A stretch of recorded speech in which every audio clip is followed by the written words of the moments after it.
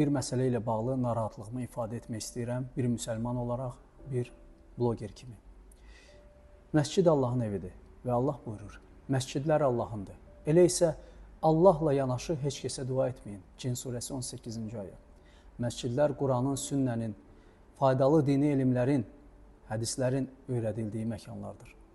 Lakin bəzi məscidlərimizdə quraşdırılmış, bax, ekranda gördüyünüz bu kitab rəflərinin içərisində elə kitablar yerləşdirilib ki, onların məzmunu ciddi suallar doğurur.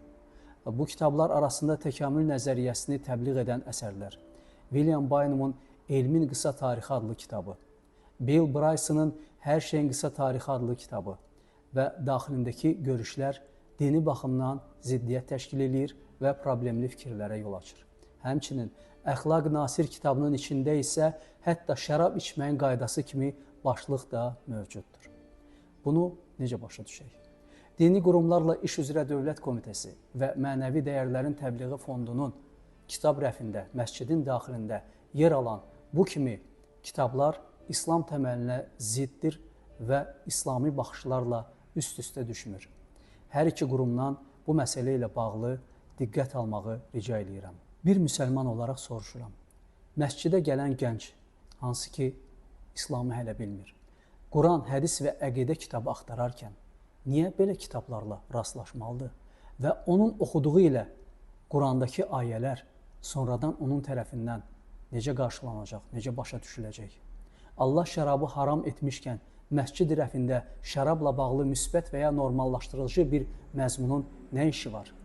Allah biz Adəmi əlimizlə yaratdıq deyərkən təkamül kitabının nə işi var?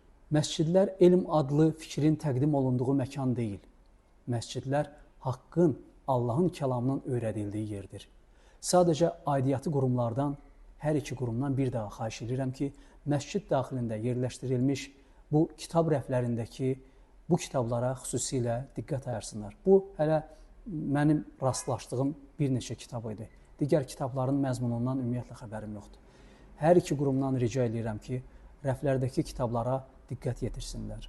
Allah buyurur, əgər bir şey barəsində ixtilafa düşsəniz, onu Allaha və Rəsuluna qaytarın. İsa surəsi 59-cu ayə.